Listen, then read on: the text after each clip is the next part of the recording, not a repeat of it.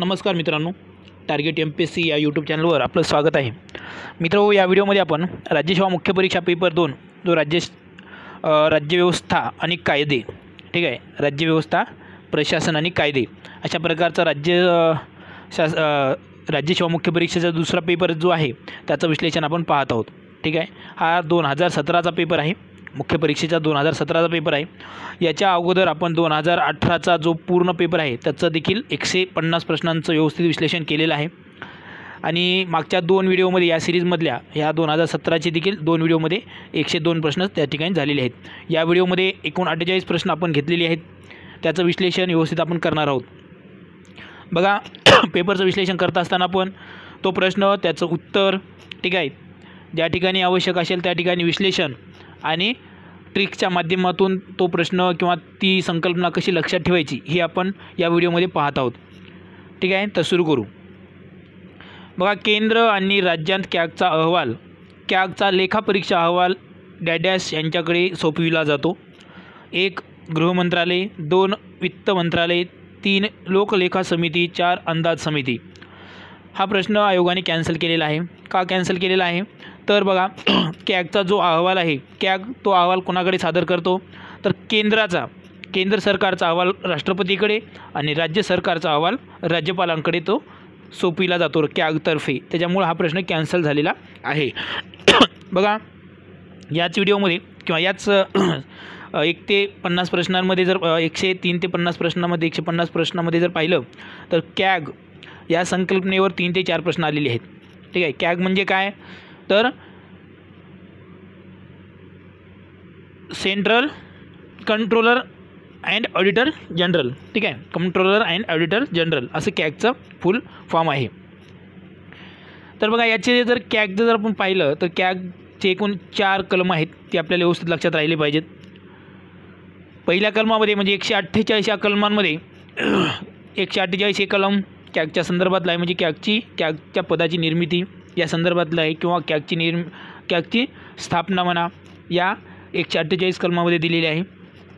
आणि कलम 149मध्ये कॅगचे अधिकार आणि कर्तव्य दिलेले आहेत. कलम 149मध्ये कलम 150मध्ये काय दिले तर कॅग जे काही लेखे तयार करणार आहे, ठीक आहे, केंद्र आणि राज्य सरकारांचे जे लेखे आहेत ते कोणत्या पद्धतीमध्ये किंवा कोणत्या प्रारूपामध्ये किंवा कोणत्या रचनेमध्ये असतील अशा प्रकारचा तो कलम 150मध्ये तरतूद केलेली आहे. कलम 150मध्ये कलम 151मध्ये काय दिलेलं आहे तर त्यांनी अहवाल, जे काही कॅगचे अहवाल आहे ते केंद्राचा अहवाल राष्ट्रपतीकडे आणि राज्य सरकारचा अहवाल राज्यपालांकडे सुपूर्द करण्याचं हे कलम 151मध्ये तरतूद दिलेली आहे. आता कलम 151 लक्षात कसं ठेवायचं बघा, या संदर्भात सांगतो तुम्हाला. 1 अहवाल राष्ट्रपतीकडे, 1 अहवाल राज्यपालांकडे, हे असं तुम्ही या ठिकाणी लक्षात ठेवू शकता. 151 त्या ठिकाणी तुम्हाला कन्फ्यूज करणारे कलम येणार नाहीत, कलम सोपेच येतात. तर कलम 148, 150, 149 जर असं आलं आणि 151 असं जर आलं आणि अहवालासंदर्भात जर कलम विचारलं तर तुम्हाला असं लक्षात आलं पाहिजे की 151 तर 1 राष्ट्रपतींकडे अहवाल, 1 अहवाल राज्यपालाकडे, असं तुम्ही या ठिकाणी लक्षात ठेवू शकता. कलम 151 काय आहे तर अहवाल सादर करण्यासंदर्भातला कलम आहे.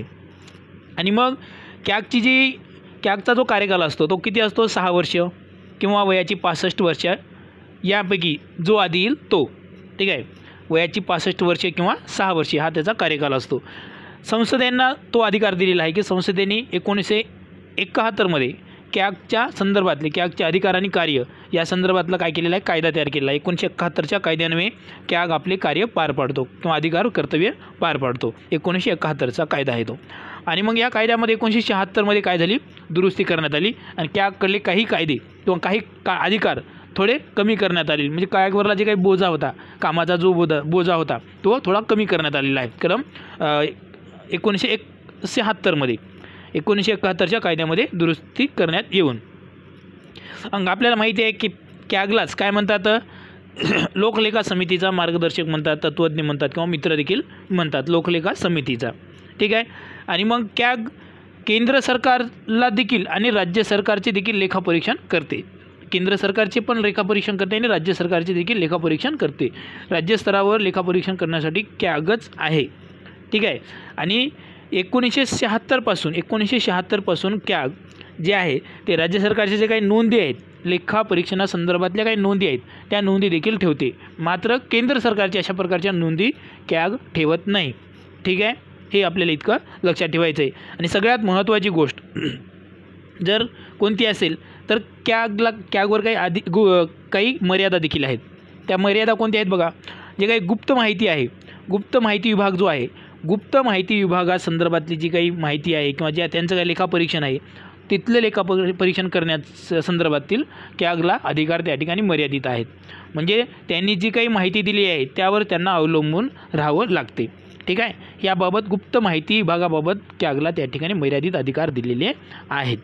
त्याचबरोबर जे काही RBI, SBI, LIC अशा काही संस्था आहेत, ह्या संस्थेचं देखील कॅग लेखापरीक्षण अकाउंटिंग करत नाही. ठीक आहे, RBI, SBI, LIC अशा ज्या काही संस्था आहेत, या संस्थेचं कॅग त्या ठिकाणी लेखापरीक्षण किंवा अकाउंटिंग करत नाहीत. हे देखील आपल्याला या ठिकाणी लक्षात ठेवायचं आहे. आणि आपले जे आपण ब्रिटनचा जर आपण कॅगचा विचार केला, ब्रिटनचा कॅग, तर ब्रिटनच्या कॅगला आपल्या कॅगपेक्षा जास्त अधिकार आहेत. ब्रिटनचा जो कॅग आहे तो नियंत्रक, तिथल्या ज्या काही वित्तीय व्यवस्थेवर नियंत्रक म्हणून देखील काम करतो. पण भारतातला जो कॅग आहे तो मात्र आपल्या वित्तीय व्यवस्थेवर नियंत्रक म्हणून त्या ठिकाणी काम करत नाही. आणि भारताचे पहिले कॅग कोण होते तर हे तुम्हाला लक्षात ठेवायचे आहे, VN राव. VN राव हे भारताचे पहिले कॅग होते. ठीक आहे. आणि सध्याचे कोण आहेत हे मला कमेंट बॉक्समध्ये सांगायचं आहे. सध्याचे कोण नाहीत ते आपल्याला सांगायचे, मी तुम्हाला वाटलं शेवटी सांगून देईन. त्यानंतर पुढचा प्रश्न पहा. प्रश्न 104वा. खालील कोणते विधान योग्य आहे? ए. केंद्रीय आणि राज्य सेवांबाबत संविधानाच्या 14व्या भागामध्ये कलम 308 ते 314 अंतर्गत तरतुदी केलेल्या आहेत. हे विधान बरोबर आहे. बी. कलम 311 अंतर्गत सनदी सेवकांना त्यांच्या पदाच्या कार्यकालाबाबत संरक्षण देण्यात आले आहे. हे विधान चुकीचं आहे. कारण कलम 311 नाही तर कलम 310 नुसार सनदी सेवकांना त्यांच्या पदाच्या कार्यकालाबाबत त्या ठिकाणी संरक्षण देण्यात आलेलं आहे. ठीक आहे, म्हणून फक्त पर्याय 1 हे बरोबर आहे, केवळ 1. केंद्रीय आणि राज्य सेवांबाबत संविधानाच्या भाग 14व्या भागामध्ये कलम 308 ते 314 अंतर्गत काय केलेले त्या ठिकाणी तरतुदी केलेल्या आहेत. हे विधान बरोबर आहे, म्हणून केवळ ए बरोबर. प्रश्न 105वा. केंद्र शासनाच्या कर्मचारी निवड आयोगाची स्थापना मध्ये करण्यात आली. 1. 1967, 2. 1977, 3. 1950, 4. 1980. तर याचा पर्याय क्रमांक 3 आहे. 1977 केंद्रीय प्रशासनाच्या कर्मचारी निवड आयोगाची स्थापना करण्यात आली. म्हणजे स्टाफ सिलेक्शन कमिशनची स्थापना 1977 करण्यात आली. तर बघा, सुरुवातीला ही जे स्टाफ सिलेक्शन कमिशन आहे, या कमिशनची स्थापना करण्याची शिफारस कोण केली होती तर या रिपोर्टमध्ये अंदाज समितीच्या 1967च्या रिपोर्टमध्ये अशा प्रकारची एक संस्था किंवा असा एक आयोग स्थापन करावा असा अहवाल त्या अंदाज समितीने व्यक्त केलेला होता. अंदाज समितीने 1967च्या त्यांच्या अहवालामध्ये. ठीक आहे. आणि म्हणून मग 1975 4 नोव्हेंबर 1975 त्या ठिकाणी दुय्यम सेवा आयोग नावाचा आयोग स्थापन करण्यात आला. आणि मग त्याचंच नामांतर किंवा त्यांचं नाव बदलून 1977ला, ठीक आहे, 29 सप्टेंबर 1977ला स्टाफ सिलेक्शन कमिशनची स्थापना करण्यात आलेली आहे. ह्या स्टाफ सिलेक्शन कमिशनचं किंवा कर्मचारी निवड आयोगाचं मुख्यालय कुठे आहे तर दिल्ली येथे आहे. मुख्यालय दिल्ली येथे आहे. ठीक आहे. आणि त्याचे एकूण 7 रिजनल त्या ठिकाणी ऑफिसेस आहेत. किती? 7 रिजनल ऑफिसेस आहेत. ठीक आहे. तर हे 7 रिजनल ऑफिसेस कोणकोणते आहेत बघा.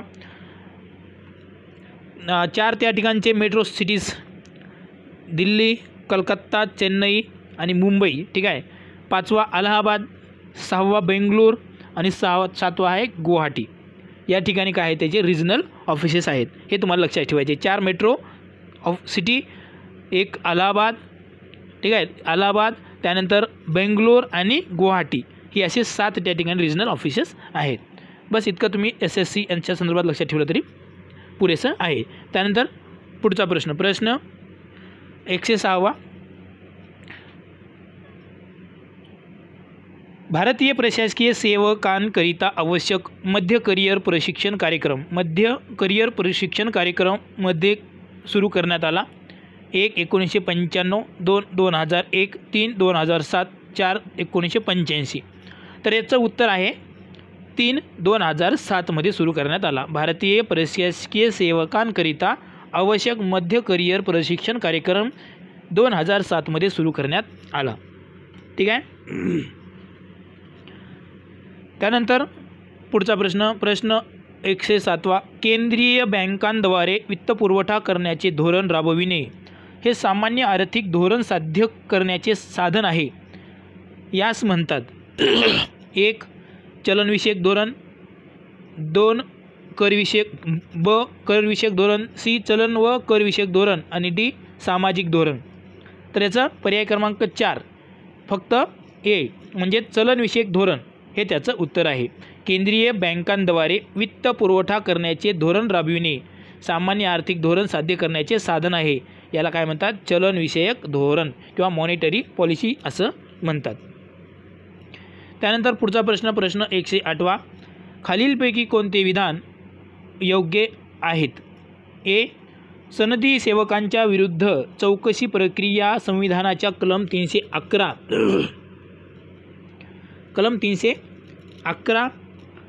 नुसार केली जाते, हे विधान बरोबर आहे. सनदी सेवकांच्या विरुद्ध चौकशी प्रक्रिया संविधानाच्या कलम 311 नुसार केली जाते, हे विधान बरोबर आहे.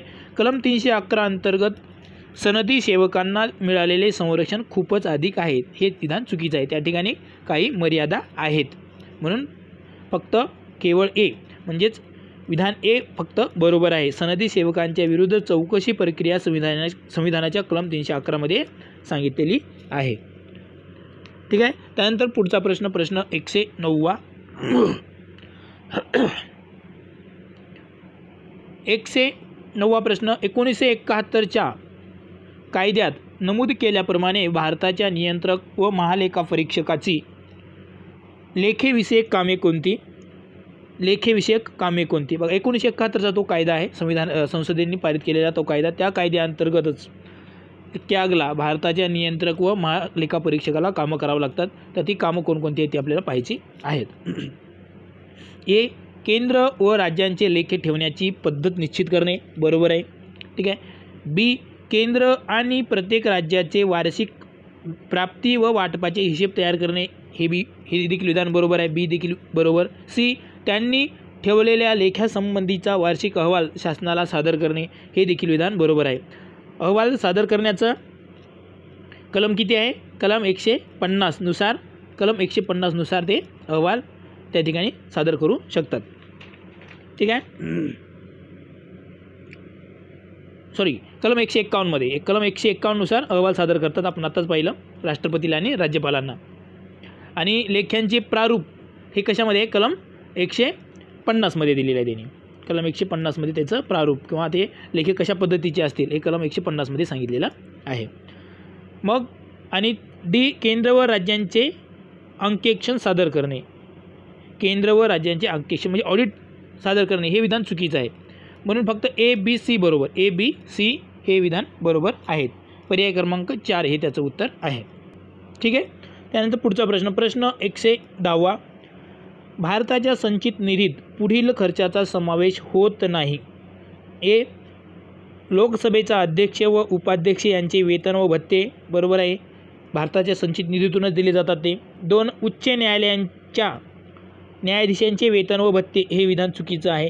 उच्च न्यायालयांच्या न्यायाधीशांचे फक्त निवृत्ती वेतन हे भारताच्या संचित निधीतून दिले जाते आणि उच्च न्यायालयांच्या न्यायाधीशाचे जे काही वेतन आणि भत्ते आहेत ते मात्र राज्याच्या संचित निधीतून दिले जाते, म्हणून हे विधान चुकीचं आहे.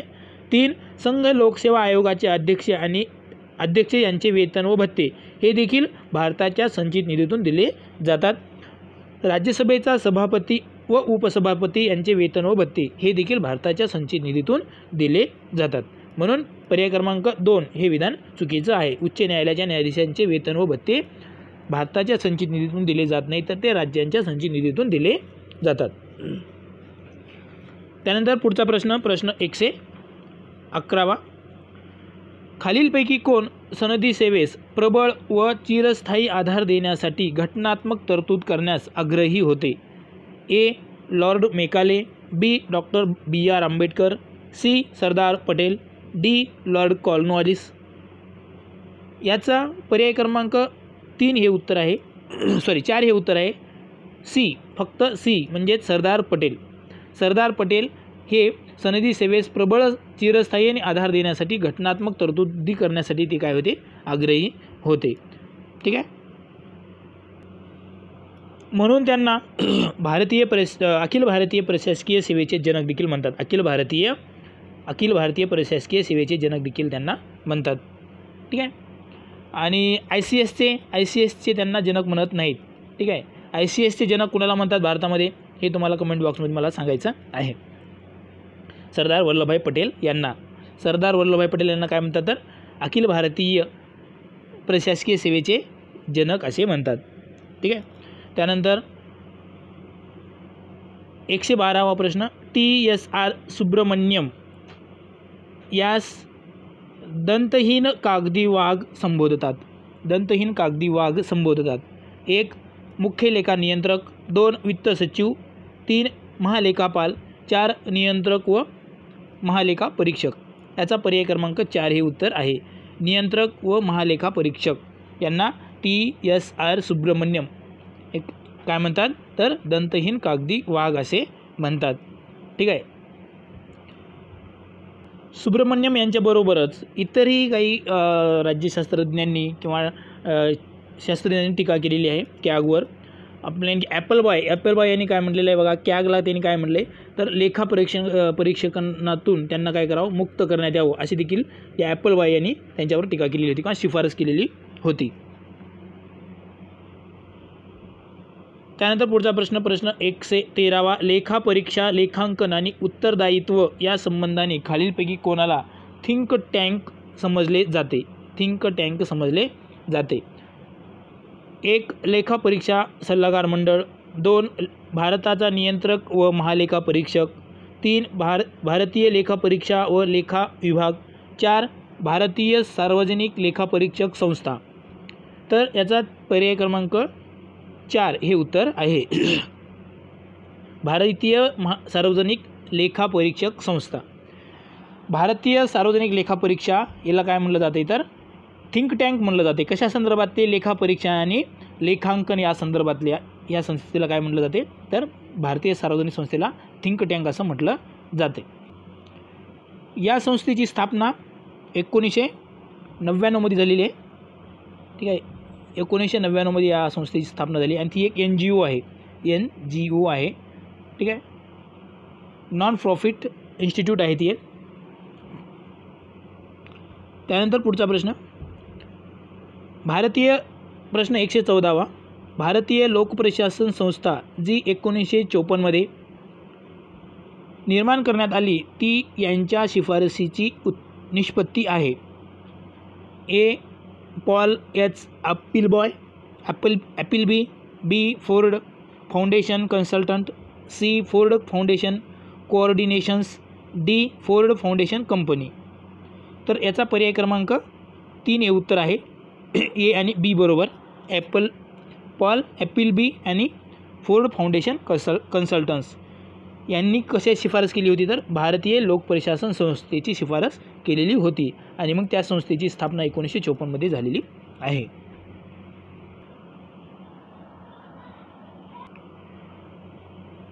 भारतीय राज्यघटनेतील कोणत्या कलमानुसार कॅग भारताच्या राष्ट्रपतीस राज्याच्या राज्यपालास लेखांकन अहवाल सादर करतो?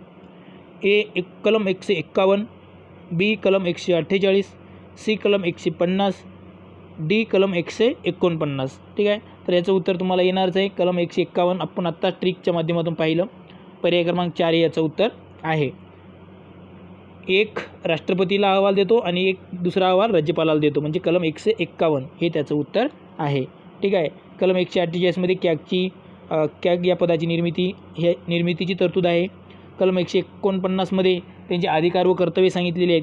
कलम 150मध्ये त्याचं जे कॅग ज्या केंद्राचे आणि राज्यांचे जे काही लेखे ठेवणार आहे त्याचं प्रारूप, त्या लेख्यांचं प्रारूप कसं असेल किंवा रचना कशी असेल किंवा स्ट्रक्चर कसं असेल याच्या संदर्भातलं कलम 150मध्ये दिलेलं आहे.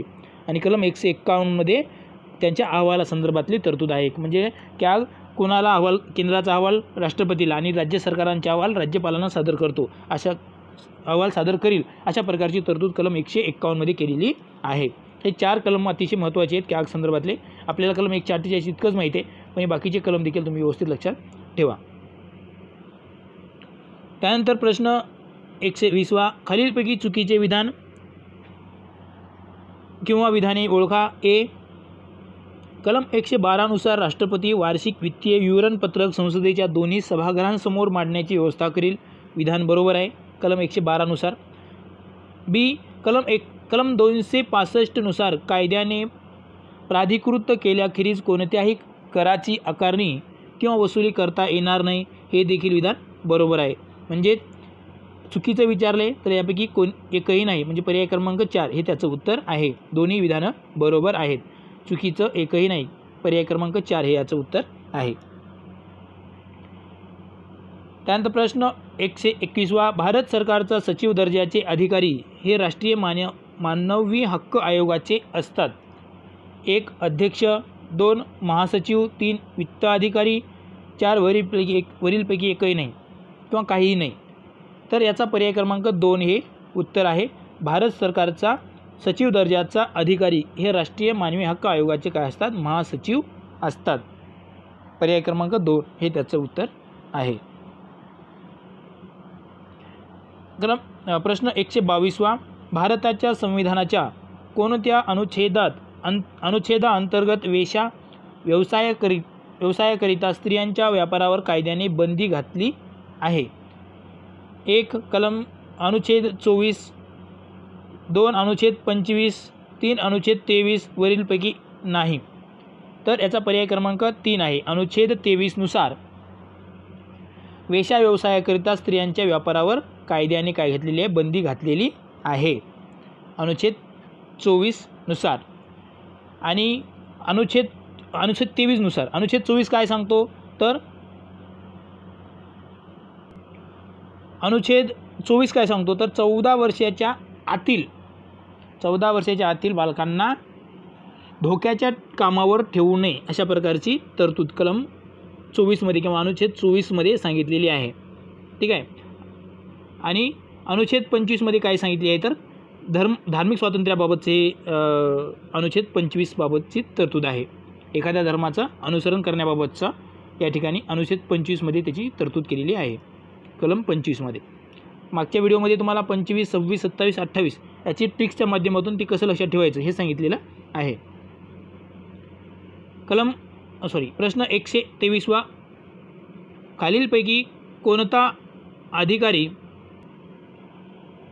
न्यायाधिकरण म्हणून भारतीय राज्यघटनेच्या अनुच्छेद 227 नुसार ग्राह्य आहे? 1 वैयक्तिक पंच, 2 पंचायत कोर्ट, 3 कौटुंबिक न्यायाधिकरण, 4 जकात अधिकारी. तर याचा पर्याय क्रमांक 2 उत्तर आहे. पंचायत कोर्ट हा अधिकारी न्यायाधिकरण म्हणून भारतीय राज्यघटनेच्या अनुच्छेद 227 नुसार ग्राह्य आहे. ठीक आहे. त्यानंतर पुढचा प्रश्न 124वा, माहितीचा अधिकार अधिनियम 2005 यास राष्ट्रपतींनी या रोजी मंजुरी दिली. 1 24 जून 2005, 2 13 ऑक्टोंबर 2005, 3 2 ऑक्टोंबर 2005, 4 15 जून 2005. माहितीचा अधिकार अधिनियम 2005 यास राष्ट्रपतींनी पर्याय क्रमांक 4 15 जून 2005 रोजी मंजुरी दिलेली आहे. आणि मग त्या मंजुरीनंतर 120व्या दिवशी म्हणजेच 12 ऑक्टोंबर 2005 रोजी हा कायदा अंमलात आला, म्हणजेच हा कायदा लागू झाला. ठीक आहे. 12 ऑक्टोंबर 2005 रोजी राष्ट्रपतींनी कधी मंजुरी दिली? 15 जून 2005 रोजी. ठीक आहे. आणि 12 जूनला हा कायदा संसदेमध्ये मांडण्यात आला होता किंवा संसदेची त्याला मंजुरी मिळाली होती 12 जून 2005ला. 15 जूनला राष्ट्रपतींनी मंजुरी दिली आणि 12 ऑक्टोंबर 2005 पासून माहितीचा अधिकार अधिनियम 2005 हा लागू झालेला आहे. त्यानंतर पुढचा प्रश्न 125वा. अनुसूचित जाती आणि अनुसूचित जमाती अत्याचार प्रतिबंध अधिनियम 1989 नुसार विशेष न्यायालय म्हणजे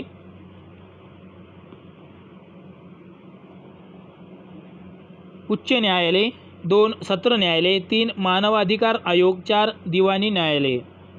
याचा पर्याय क्रमांक 2 आहे, सत्र न्यायालय म्हणतात. ठीक आहे. अनुसूचित जाती जमाती अत्याचार प्रतिबंधक अधिनियम 1989 नुसार जे काही विशेष न्यायालय आहे त्या न्यायालयाला काय म्हणतात? सत्र न्यायालय असे म्हणतात. त्यानंतर प्रश्न 126वा. अनुसूचित जाती व अनुसूचित जमाती अत्याचार प्रतिबंध कायदा 1989 नुसार अनुसूचित जातीची किंवा अनुसूचित जमातीची व्यक्ती नसलेला या अधिनियमान्वये पार पाडणाऱ्या आवश्यक असलेल्या कर्तव्यांचे पालन करणार नाही तेव्हा तो किमान इतक्या महिन्यांच्या परंतु इतक्या वर्षापर्यंत वाढू शकेल अशा कैदेच्या शिक्षेस पात्र ठरेल. तर याचं कोणतं उत्तर आहे? याच्यामध्ये एक दिलं आहे 3 व 1, 2 6 2, 3 3 2, 4 6 1.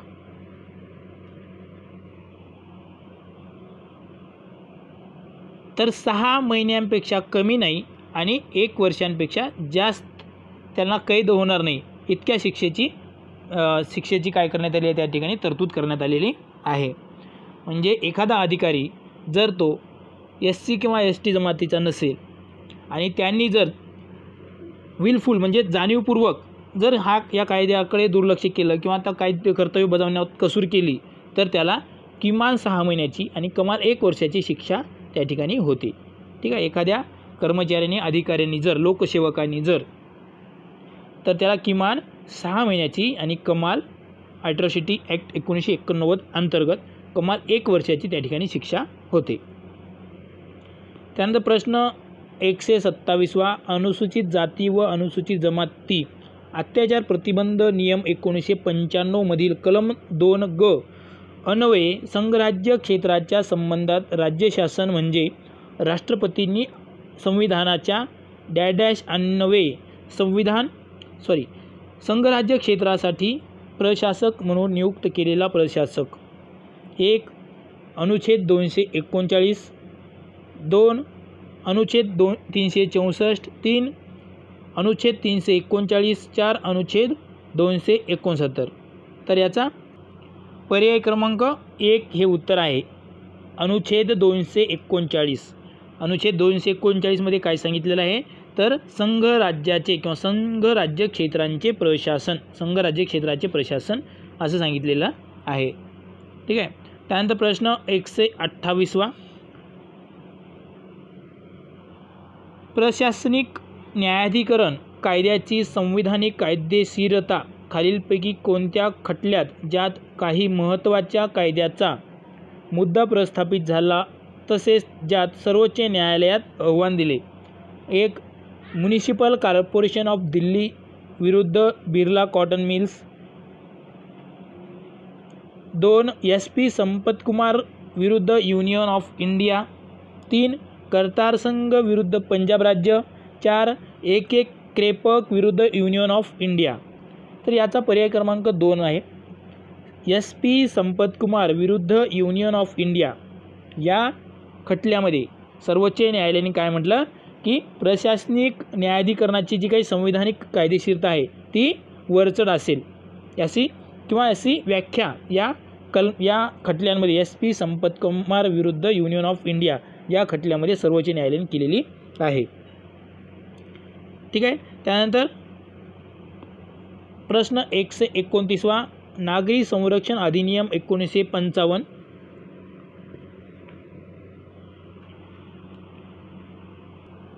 नुसार सामान्य व्यवहार क्रमानुसार अन्य व्यक्तींना ज्यावेळी व ज्या ठिकाणी आणि ज्या अटींवर व शर्तींवर माल विकला जातो किंवा सेवा उपलब्ध करून दिल्या जातात त्याच वेळी व त्याच ठिकाणी आणि त्याच अटींवर व शर्तींवर एखाद्या व्यक्तीला अस्पृश्यतेच्या कारणास्तवरून असा माल विकण्याचे किंवा अशी सेवा उपलब्ध करून देण्याचे जो कोणी नाकारील तो कमीत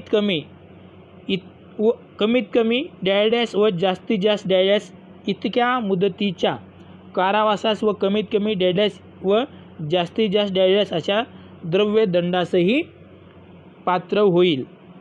याच्यामध्ये याचं उत्तर सांगतो डायरेक्ट। पर्याय क्रमांक 2 हे त्याचं उत्तर आहे। किमान 1 महिना आणि कमाल 6 महिने नागरी हक्क संरक्षण अधिनियम 1955 ही तरतूद आहे।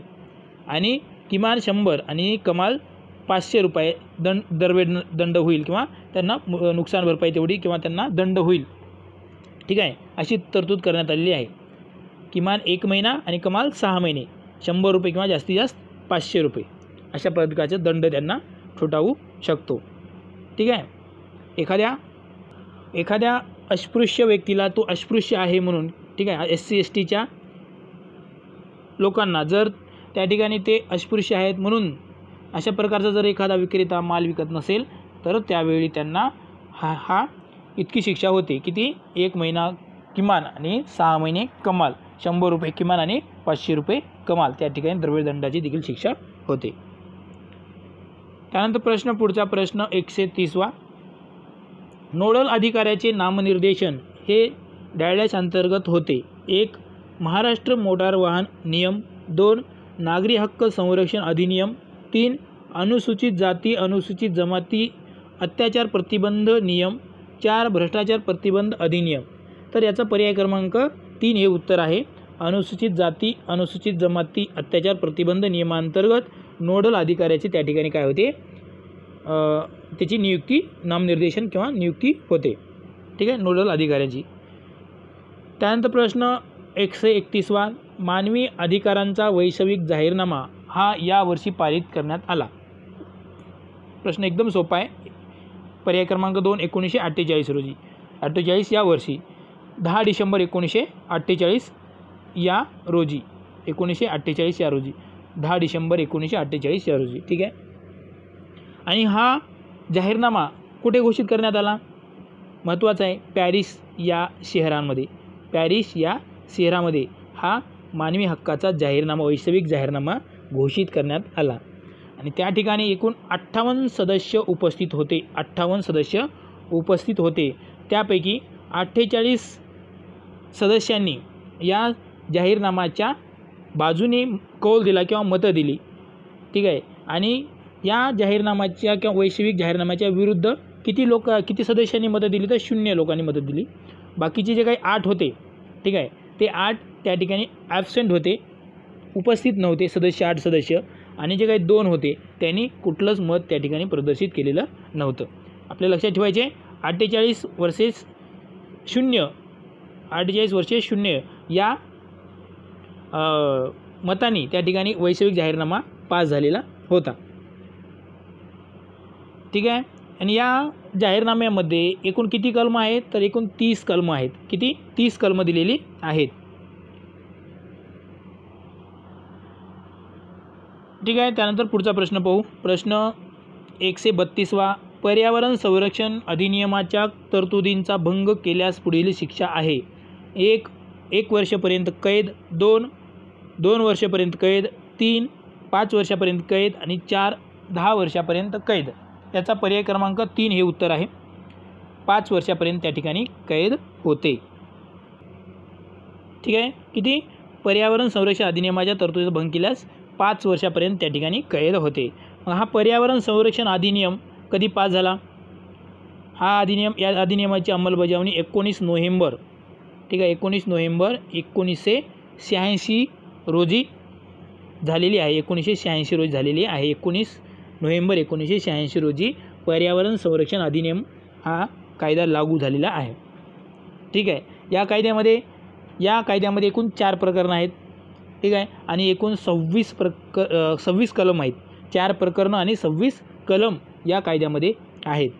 कलम 1 मध्ये काय दिले? त्यामध्ये प्रत्येक कायद्याचं पहिलं जे प्रकरण असेल ते प्रारंभिक संदर्भात असेल किंवा सुरुवातीचं ते प्रकरण असेल, त्याच्यामध्ये नाव, व्याप्ती, बस इतकंच त्या कलमावधी किंवा व्याख्या दिलेली असते.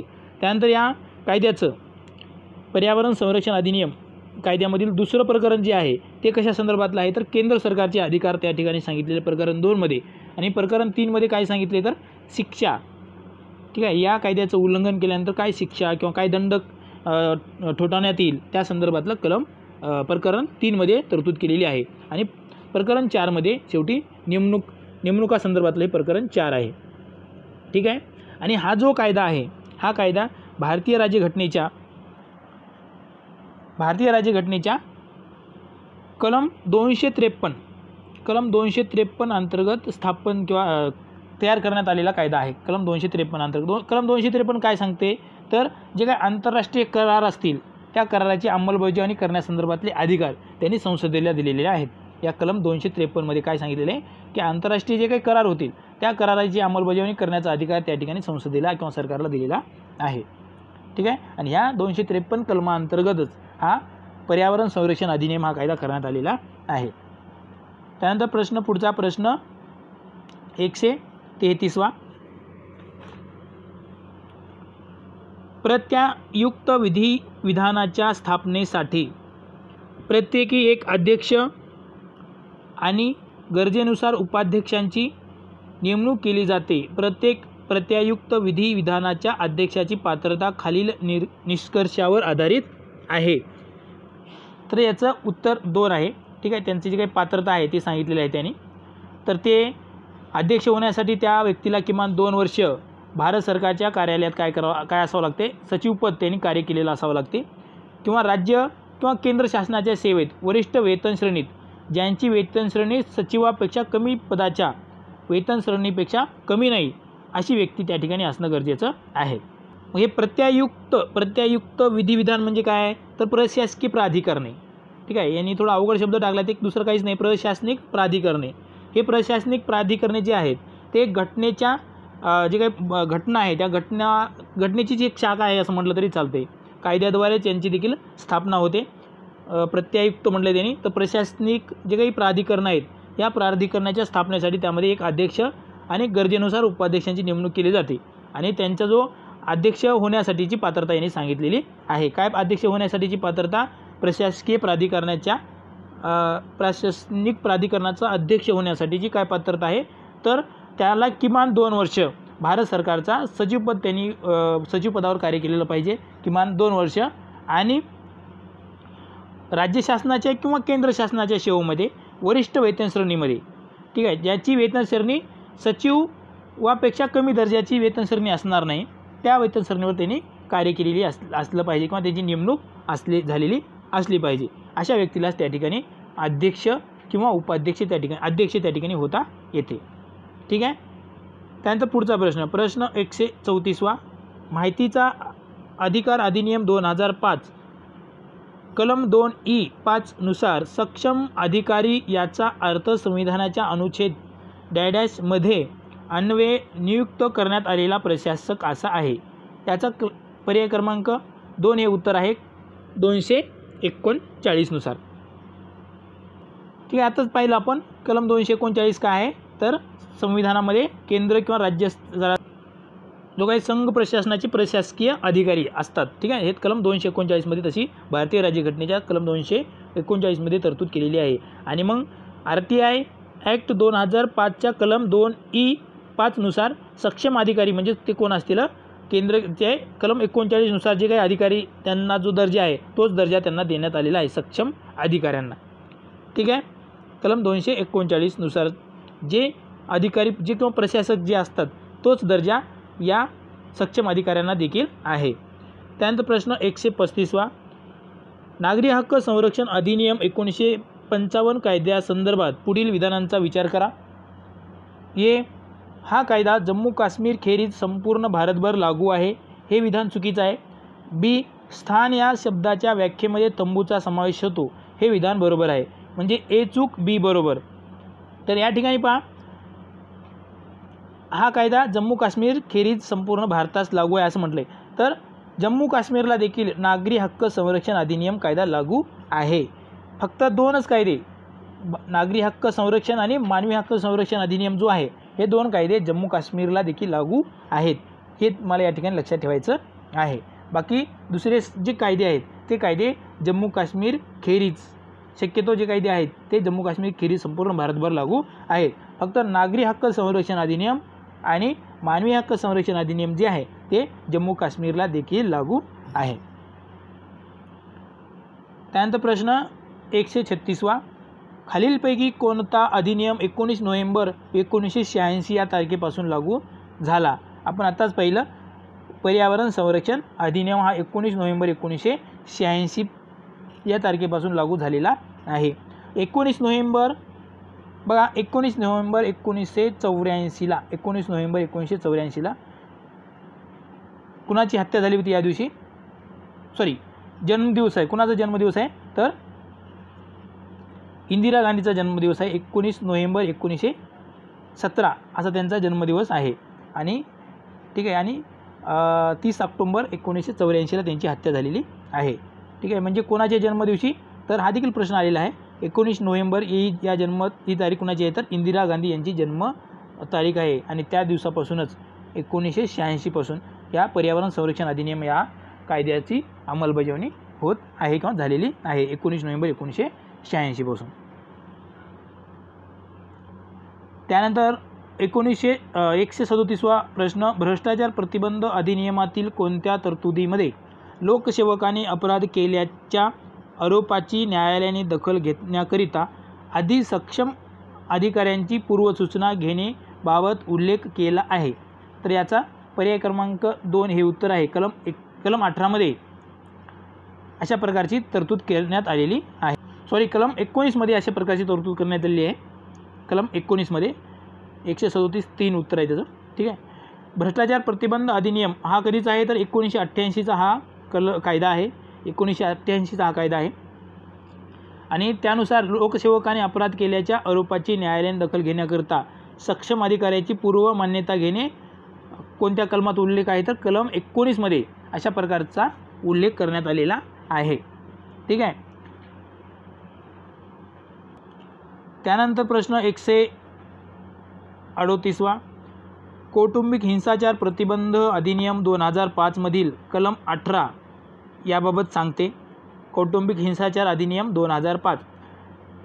समुपदेशन, 2 संरक्षण आदेश, 3 निवास आदेश, 4 मातृत्व सहाय्य. तर याचा पर्याय क्रमांक 2 हे उत्तर आहे.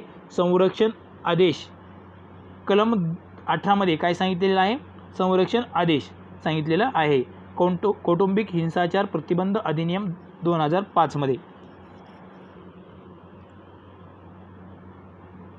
प्रश्न 139वा, अनुसूचित जाती आणि अनुसूचित जमाती अत्याचार प्रतिबंध अधिनियम 1995 नुसार घटनास्थळाची पाहणी ही खालील व्यक्ती करू शकतात? 1 जिल्हा दंडाधिकारी फक्त, 2 उपविभागीय दंडाधिकारी फक्त, 3 पोलीस उपाधीक्षक फक्त, 4 वरीलपैकी सर्व.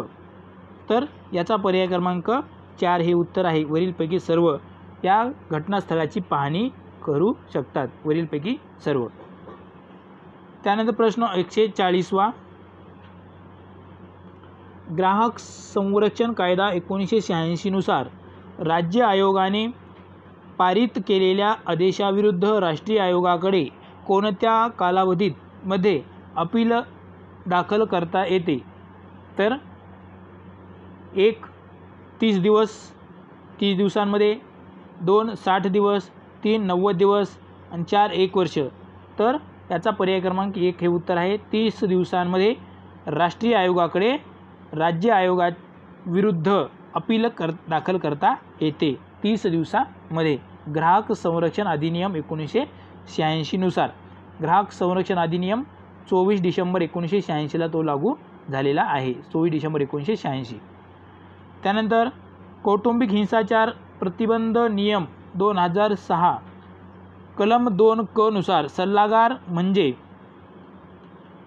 सल्ला देण्यास पात्र असलेला सेवा पुरविणारा सभासद असा अर्थ डॅडॅसमधील पोट कलम 1 खाली आहे. तर 1 कलम 16, 2 कलम 14, 3 कलम 13 आणि 4 कलम 15 तर कलम 14 म्हणजे पर्याय क्रमांक 2 हे त्याचं उत्तर आहे. ठीक आहे. सल्लागार म्हणजे कोण, तर सल्ला देण्यास पात्र असलेला पुरविणारा सभासद असा अर्थ कलम 14 मधील पोटकलम 1 मध्ये सांगितलेला आहे. कौटुंबिक हिंसाचार अधिनियम प्रतिबंध नियम 2006 कलम 2 क मध्ये अशा प्रकारे सल्लागाराची व्याख्या केलेली आहे. त्यानंतर प्रश्न 142 माहिती तंत्रज्ञान कायदा 2000 अंतर्गत इलेक्ट्रॉनिक सिग्नेचर बाबत तरतूद खालील कलमात आहे. 1.3 अ, 2.5 ब, 3.9 क आणि 4.10 ड. याचा पर्याय क्रमांक 1 हे उत्तर आहे 3 अ मध्ये. आपल्याला माहिती आहे माहिती तंत्रज्ञान कायदा 2000चा आहे. 17 ऑक्टोबर 2000 रोजी त्याची अंमलबजावणी झाली आणि 2008 मध्ये या कायद्यामध्ये काय करण्यात आलेली आहे, त्या ठिकाणी दुरुस्ती करण्यात आलेली आहे. त्या ठिकाणचे 66, 67 ठीक आहे आणि 75, 66 ते 75 ते जे काही कायदे आहेत 66 ते 75 कलम या कायद्याअंतर्गतची कलम ते आपल्याला व्यवस्थित लक्षात ठेवायचं आहे, कारण त्याच्यावर क्वेश्चन नेहमी येतो. आणि सुरुवातीच्या व्याख्या ते देखील व्यवस्थित लक्षात ठेवायचं आहे. त्यानंतर प्रश्न 143 अनुसूचित जाती व अनुसूचित जमाती अत्याचार प्रतिबंध अधिनियम कलम 15 राज्य शासन प्रत्येक विशेष न्यायालयात खटले चालविण्याकरिता शासन राजपत्रातील अधिसूचनेद्वारे विशेष सरकारी अभियोक्ता म्हणून एखाद्या सरकारी अभियोक्त्यास विनिर्दिष्ट करील किंवा अधिवक्ता म्हणून कमीत कमी डॅडॅश इतकी वर्ष व्यवसाय करत असलेल्या अधिवक्त्याची नेमणूक करील. 1 7 वर्ष, 2 3, 3 5 आणि 4 6 वर्ष. तर याचा पर्याय क्रमांक 1 हे उत्तर आहे. म्हणजे 7 वर्ष, ज्याला 7 वर्षाचा अधिवक्ता म्हणून ज्याला कमीत कमी अनुभव आहे अशाच व्यक्तीची त्या ठिकाणी काय केली जाते, अधिवक्त्याची त्या ठिकाणी नेमणूक केलेली जाते सरकारी अभियोक्ता म्हणून. ठीक आहे, सरकारी अभियोक्ता म्हणून ॲट्रॉसिटी ॲक्ट अंतर्गत कलम 15 ठीक आहे. 7 वर्ष त्याला अनुभव असला पाहिजे, किमान 7 वर्षाचा त्यांना अनुभव असला पाहिजे. त्यानंतर प्रश्न 144 अनुसूचित जाती जमाती अत्याचार प्रतिबंध नियम 1995ची उद्दिष्टे पुढीलप्रमाणे कोणती आहेत. 1 ए अनुसूचित जाती आणि जमातींच्या व्यक्तीवरील अत्याचारांचे अपराध करण्यास प्रतिबंध करणे, विधान बरोबर आहे. बी अशा अपराधांचे खटले चालविण्यासाठी विशेष न्यायालय स्थापन करणे, हे विधान चुकीचं आहे. कारण हे जे काही विशेष न्यायालयांची स्थापना जी आहे ते नियम 1995 मध्ये नाही, तर त्या ॲक्टमध्ये अशा प्रकारची तरतूद आहे. 1989चा जो ॲक्ट आहे ॲट्रॉसिटी ॲक्ट 1989चा ठीक आहे, त्या ॲक्टमध्ये अशी तरतूद करण्यात आलेली आहे विशेष न्यायालयाची. या अनुसूचित जाती आणि अनुसूचित जमाती अत्याचार प्रतिबंध नियम 1995 मध्ये ती तरतूद नाही, म्हणून बी हे विधान चुकीचं आहे. सी अशा अपराधाला बळी पडलेल्या लोकांना सहाय्य करणे व त्यांचे पुनर्वसन करणे, हे विधान बरोबर आहे. ए आणि सी विधान बरोबर आहेत, म्हणजे पर्याय क्रमांक 2 हे त्याचं उत्तर आहे.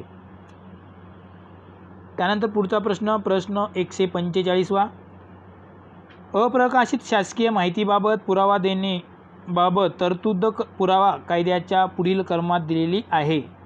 ती कलम 123 मध्ये दिलेली आहे.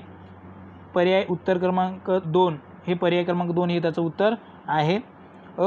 अप्रकाशित शासकीय माहितीबाबत पुरावा देण्याबाबतची तरतूद पुरावा कायदा 1872चा जो काही पुरावा कायदा आहे, भापुका भारतीय पुरावा कायदा, या कायद्यामध्ये या कायद्याच्या कलम 123 मध्ये अशा प्रकारची तरतूद करण्यात आलेली आहे. ठीक आहे. त्यानंतर प्रश्न 146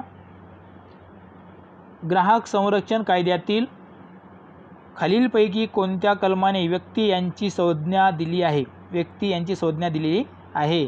तर बघा याचा पर्याय क्रमांक 4 हे उत्तर आहे. कलम 2 एम मध्ये व्यक्ती यांची संज्ञा दिली आहे. बघा आता ग्राहक संरक्षण कायद्यातील कलम 2M मध्ये व्यक्ती यांची व्याख्या दिलेली आहे. तर आता लक्षात कसं ठेवायचं, एम फॉर मॅन, ठीक आहे, एम फॉर मॅन म्हणजे माणूस, ठीक आहे, आणि ही व्यक्ती हे आपल्याला असं जुळते म्हणून कलम 2M ही कशा संदर्भाची व्याख्या आहे, तर व्यक्ती संदर्भाची व्याख्या आहे. हे आपल्याला लक्षात ठेवायचं आहे. त्या ठिकाणच्या ज्या व्याख्या आहेत हे अतिशय महत्त्वाचं आहे. कायद्यामध्ये व्याख्या, त्यांची कलमं, प्रकरणं आणि त्यांना जी काही शिक्षा होते, शिक्षा, ठीक आहे, दंड, हे व्यवस्थित करणं आहे, बाकी दुसरं काही जास्त येत नाही. त्यानंतर पुढचा प्रश्न 147वा, कायद्यापुढे समानता हे याचे दुसरे तत्त्व आहे. कायद्याचे राज्य हे त्याचं उत्तर आहे. पर्याय क्रमांक 2, कायद्याचे राज्य हे त्याचं दुसरं तत्त्व आहे. कायद्यापुढे समानता म्हणजेच कायद्याचं राज्य असा त्याचा अर्थ अभिप्रेत आहे. त्यानंतर प्रश्न 148वा, खालीलपैकी कोणत्या कायद्यामध्ये सायबर टेररिझम या गुन्ह्याकरिता शिक्षेची तरतूद आहे? सायबर म्हटलं तर माहिती तंत्रज्ञान अधिनियमच येतो. माहिती तंत्रज्ञान अधिनियम 2000 या कायद्यांमध्ये सायबर टेररिझमची तरतूद केलेली आहे, ठीक आहे. त्यानंतर प्रश्न 149वा, प्रशासकीय कायद्याच्या मान्यतेनुसार पुढील बाब ही प्रशासकीय स्वेच्छेने राबविली जाते. पर्याय क्रमांक 3 याचं उत्तर आहे, ठीक आहे, पर्याय क्रमांक 2 हे त्याचं उत्तर आहे. मौखिक चाचणी ही जी आहे प्रशासकीय कायद्याच्या मान्यतेनुसार ही प्रशासकीयदृष्ट्या त्यांच्या स्वेच्छेने राबविली जाते. मौखिक चाचणी व्हायवा होस टेस्ट ही जी आहे ती प्रशासकीय स्वेच्छेने राबविली जाते प्रशासकीय कायद्याच्या मान्यतेनुसार. प्रशासकीय कायद्याचे जनक कुणाला म्हटलं जाते, तर प्रशासकीय कायद्याचे जनक नेपोलियन बोनापार्ट यांना म्हटले जाते. प्रशासकीय कायद्याचे जनक असं त्यांना म्हटलं जाते, ठीक आहे. त्यानंतर शेवटचा प्रश्न 150वा, माहितीचा अधिकार कायदा 2005 कलम 3च्या तरतुदीनुसार नागरिकांना डॅडॅस अधिकार प्राप्त झाला. 1 तक्रार करण्याचा, 2 अपील करण्याचा, 3 पुनर्निरीक्षणाचा आणि 4 माहितीचा. तर याचा पर्याय क्रमांक 4 हे उत्तर आहे. माहितीचा अधिकार प्राप्त झाला. कलम अतिशय महत्त्वाचा लक्षात ठेवा. कलम 3च्या तरतुदीनुसार नागरिकांना माहितीचा अधिकार प्राप्त करण्याचा अधिकार त्या ठिकाणी प्राप्त झालेला आहे. अशा प्रकारे आपण राज्यसेवा मुख्य परीक्षेची जे काही दुसरा पेपर आहे 2017च्या पेपरमधील जे सर्व 150 प्रश्न आपण पाहिलेले आहेत. या व्हिडिओमध्ये 103 ते 150 अशी सर्व 48 प्रश्न जवळपास पाहिलेली आहेत. मित्रांनो, हा व्हिडिओ तुम्हाला आवडला तर प्लीज लाईक करा, कमेंट करा. तुम्ही लाईक जास्तीत जास्त केलो, कमेंट केलो तर मी आणखी मोटिवेट होतो आणि अशा पद्धतीनं व्हिडिओ आपण बनवत असतो. आता हा 2017चा पेपर झाला, यानंतर 2016च्या पेपरचं आपण विश्लेषण करणार आहोत. जे काही दुसरा पेपर आहे त्या दुसऱ्या पेपरचे म्हणजे 2013पर्यंतचे सर्व पेपरचे विश्लेषण आपण करणार आहोत. हा व्हिडिओ तुम्ही पाहिला त्याबद्दल खूप खूप धन्यवाद. थँक्यू.